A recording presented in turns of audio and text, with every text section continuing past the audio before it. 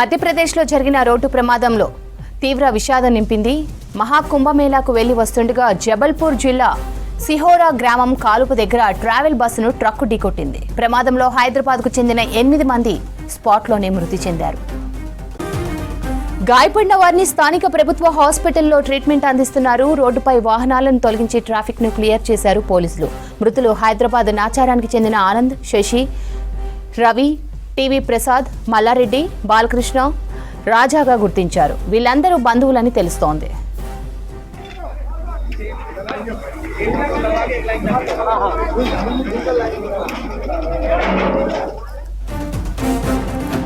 ప్రమాదం ఘటనపై నాచారం పోలీసులకు సమాచారం ఇచ్చారు మధ్యప్రదేశ్ పోలీసులు. ఘటనకు సంబంధించిన వివరాలు తెలిపారు. గాయపడిన వారికి అందిస్తున్న ట్రీట్మెంట్ విషయాలను వెల్లడించారు.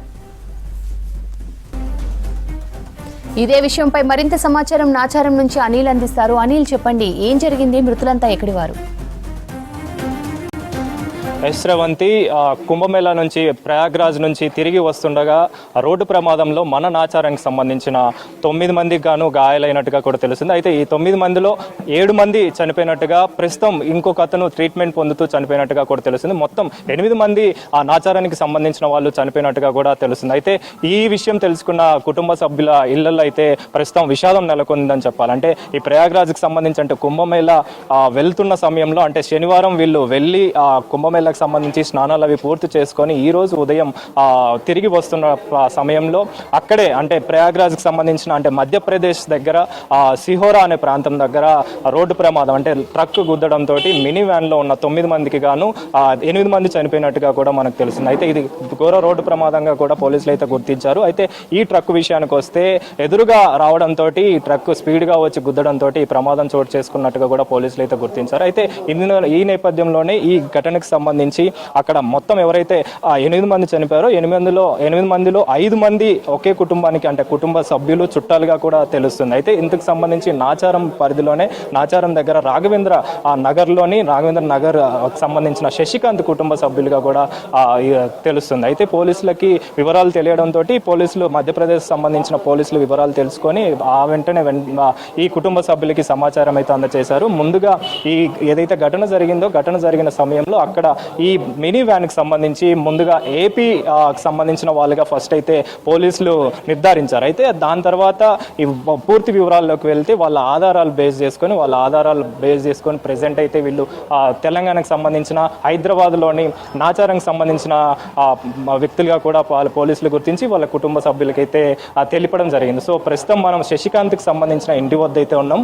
ఇక్కడ విషాదం నెలకొనడంతో ప్రతి ఒక్కరు కూడా వాళ్ళ కుటుంబ సభ్యులు కూడా ఇక్కడికి ఒక్కొక్కరుగా చేరుకున్న సిచ్యువేషన్ అయితే మనకు కనిపిస్తుంది. సో దీని గురించి మాట్లాడడానికి మనతో పాటు వారి కుటుంబ సభ్యులు అయితే ఉన్నారు. వాళ్ళతో మాట్లాడదాం. అసలు ఏం జరిగింది, వీళ్ళకి ఎప్పుడు సమాచారం తెలిసిందో విషయం తెలుసుకునే ప్రయత్నం.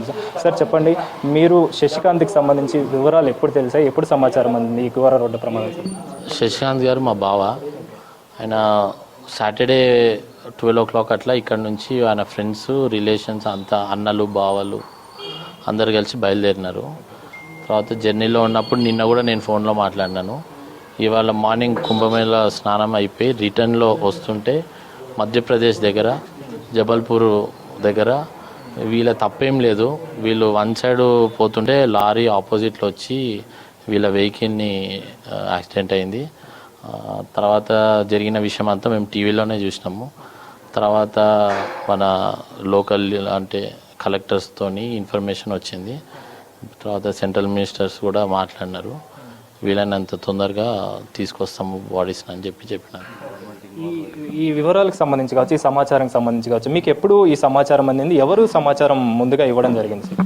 అయితే టీవీలో అక్కడ ఎంపీ యూపీ స్టేట్స్ టీవీలో ఫస్ట్ వచ్చింది. తర్వాత మా 9 మందిలో ఒక వ్యక్తి ద్వారా వేరే ఇన్ఫర్మేషన్ వచ్చింది.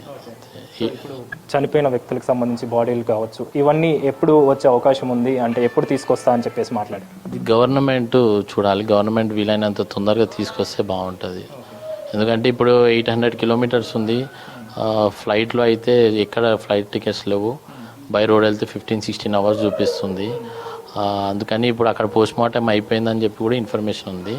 సో తీసుకొచ్చే బాధ్యత అటు రాష్ట్ర ప్రభుత్వం కేంద్ర ప్రభుత్వం తీసుకుంటే మరి బాధిత కుటుంబాల అందరికీ కూడా న్యాయం చేసినట్టు అవుతుంది. ఇప్పుడు శశికాంత్ గారి విషయానికి వస్తే ఆయన ఏం చేస్తుంటారు సార్? అంటే మామూలుగా ఆయనకు సంబంధించి ఆక్యుపేషన్ ఏముంది, మిగతా కుటుంబ సభ్యులకు సంబంధించి కావచ్చు, వాళ్ళ చుట్టాలకు సంబంధించి కావచ్చు, మీ చుట్టాలకు సంబంధించి? ఏడీపీలో senior financial analyst, almost 10 years నుంచి అదే కంపెనీలో పనిచేస్తున్నాడు. చాలా సీనియరు, సిన్సియరు. మా చెల్లెనే ఇచ్చినాము. ఇది ముగ్గురు పిల్లలు. నిన్న సెకండ్ పాపది సెకండ్ బర్త్డే ఉండే. బర్త్డే కూడా తను లేడని చెప్పి మేము చేసుకోలేకపోయినాము. ఇవాళ మార్నింగే మాకు ఇన్ఫర్మేషన్ వచ్చింది. ఇప్పుడు ఈ కుటుంబ చుట్టాలకు సంబంధించి కావచ్చు, అంటే మొత్తం కూడా మీ చుట్టాలకు సంబంధించే ఈ మరణాలు అనేవి జరిగాయి. సో ఇంకొంతమందికి సంబంధించి వాళ్ళ ఏరియా ఎక్కడ ఉంటుంది, వాళ్ళు ఎక్కడ ఉంటారు సార్? 5 నాచరమే, 2 దిల్సున్నారు, 1 సరు ఉన్నారు. అది ఇక అంతా రిలేషన్సే. ఒక సంతోష్ అనే వ్యక్తికి ఇంకో ఫ్రెండు, అట్లా ఒక మ్యూచువల్ ఫ్రెండ్స్లో మల్లారెడ్డి గారు అట్లా వచ్చినారంట. వాళ్ళందరూ మాకు అంత పరిచయం లేదు. రిలేషన్స్లో అయితే 5-6 అయితే దగ్గర రిలేషన్స్.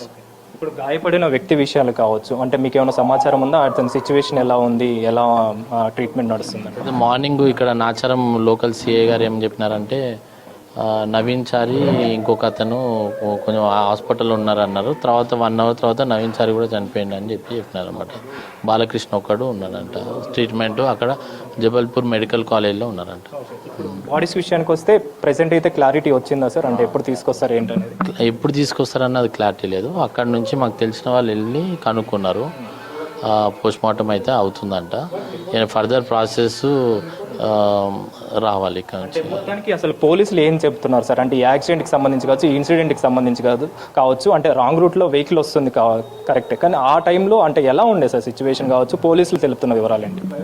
ఫ్లైఓవర్ మీద అయింది ట్రాఫిక్. నేను మీకు ఫొటోస్ చూపిస్తాను. ఇది నుజ్జు అయిపోయిన ఫొటోస్. ఇది వెహికల్ ఇట్లా మొత్తం. ఇది టెంపో ట్రావెలర్ 13 seater. ఇట్లా అయిపోయింది మొత్తం. మనకు టీవీలో మీడియాలో కూడా వచ్చింది. లారీ 1 side రాంగ్ రూట్లో వచ్చి గుద్దేసింది వెహికల్ని. ఇక మాకు అంత ఇన్ఫర్మేషన్, మేము ఇక్కడ ఉన్నాం కదా, మాకు మా టెన్షన్లో మేము ఉన్నాం. అట్లా మీకు ఎలా గుర్తుపట్టి చెప్పారు? అంటే ఫొటోస్ వచ్చినాయి, ఫొటోస్ చూసినాం. మొత్తానికైతే ఈ ఇన్సిడెంట్కి సంబంధించి అంటే కుంభమేళా చూసుకొని, అంటే స్నానాలన్నీ పూర్తి చేసుకొని తిరిగి వస్తుండగా ఆ ట్రక్ ఏదైతే ఉందో ఆ ట్రక్ రాంగ్ రూట్లో రావడం వల్లనే ఇలాంటి ఘటన జరిగిందని చెప్పేసి వాళ్ళ బంధువులు అయితే చెప్తున్నారు. ప్రస్తుతం అయితే బాడీలకు సంబంధించి గుజరాత్లోని మెడికల్ కాలేజ్లో అయితే ప్రజెంట్ బాడీకి సంబంధించి పోస్ట్ మార్టం నిమిత్తం అయితే అక్కడే బాడీలు ఉన్నాయని చెప్పేసి కూడా బంధువులు చెప్తున్నారు. శ్రవంత్.